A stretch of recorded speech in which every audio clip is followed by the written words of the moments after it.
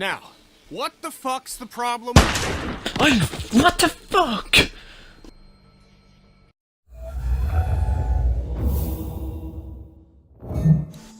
Yo, what is up guys, it's Tyrannic Swine here and welcome to another game review.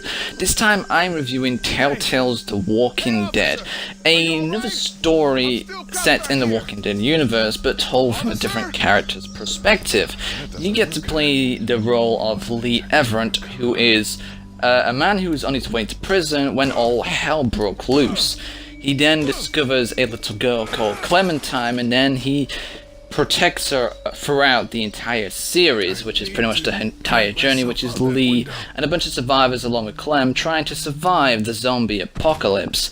But it's not as easy as you think, as there is a lot of things that do happen throughout the story, and this game basically has you make a bunch of decisions to decide the course of the story, and it can end up with either people getting killed, which is actually, yes, just people pretty much getting killed, while avoiding the zombie apocalypse itself.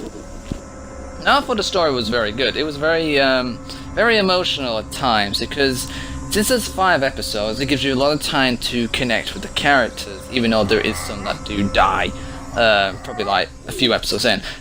Well, no one particularly major dies until the 3rd episode, and so yeah, the episodes themselves is like 5 of them. So, and the majority, well, the duration of each episode is probably would take you about an hour, maybe an hour and a half at most, depending on how well your knowledge of the game is, and depending on how much you played it. If you're first time player, this probably would take about an hour and a half, because there is a lot of stuff to do.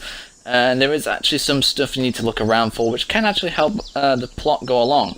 And there's like little sort of side missions to do when you're like walking around, because even though this is a decision-making game where you have like 4 options to pick from, which kind of determine Lee's character, where he's either like a kind sort of person, an asshole kind of guy, or, well, and just there's some options where you don't even need to say anything, or he's just sort of a neutral. So, and there is points where you have to pick people's sides at some points in the series. There are major moments where you have to pick, like, where you can either save one person, or you have to make a decision that will either, like, impact this person's opinion of you. And, yes, there's probably at least one of these big decisions throughout each episode. But the thing is, when it comes to the choices of the game, the most disappointing thing, the disappointing thing about the choices in this game, yes, they do like have an impact, but there is a certain point in the game, or when you get to a certain point, where all the decisions you make kind of aren't really necessary, or don't have an impact whatsoever. Like, for example, in episode 1, where you have to choose between saving Doug and Carly, pretty much that decision is completely pointless, pretty much when you get to episode 3. Because the amount of progression and development these characters have gone through episode 1, 2, and 3, they end up dead anyway. You cannot change it, and you cannot save it. That is pretty much what most of the characters in this show end up happening to them. Like, you get them so far through the game, and then they die.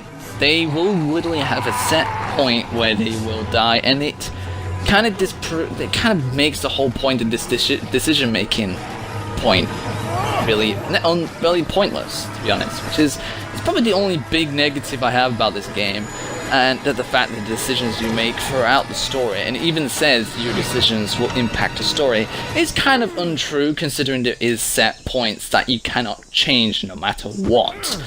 But yeah, other than that, I think this story went along very well. You have very good character development. There's characters you'll like and dislike, so you have a choice on whether you can pick certain things to give to them or stuff like that. Like, there's a point in episode 2 where there's like where you're low on food and you can only give like a certain amount to specific people, and it will impact people's opinions of you and stuff like that. So there is like a thing where, depending on what decision you make and what you say to a character, they will remember that in the future. Though that's kind of unnecessary when they will eventually die anyway. So yeah, and there is a lot of characters in this game. There is, yeah, some do survive. but which can continue on to the next season, and others that do survive just don't really appear ever again. But this is a very long journey, and it's a very emotional one, like I said before, because the relationship between Lee and Clementine is basically starts to become a sort of a father-daughter sort of relationship over time, because this does span like over the course of like probably a few months or even a year, if probably. Since it does start off in the spring, and I think it pretty much ends in the autumn. So yeah, it's about a few months, I'd say, is the course of the show. But yeah, the relationship between Lee and Clementine really it becomes much stronger over the course of the game, and you really start to see that. And by the end of the game, you really do the story really does take becomes a really big hard hitter for you. And the end of the game is probably one of the saddest things I've seen in a video game. Hell, it made me cry. And that's a game that can do that is worthy enough of being great at storytelling, because yes, a lot of the characters were hit and miss, but Lee and Clementine were obviously just the best part of the entire game.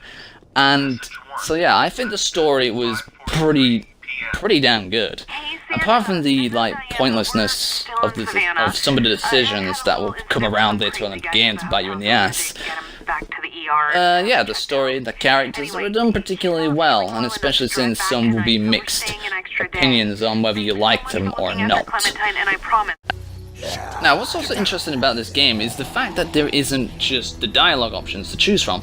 There are interactive moments in the game where you can like walk around and stuff and look for things that could help out certain people or other things. There's even moments in the game where you actually are allowed to like move around and stuff, like for example the Mortar Inn, where you have to try and find a way to take care of all the zombies without alerting the rest, so you can save another person who is trapped.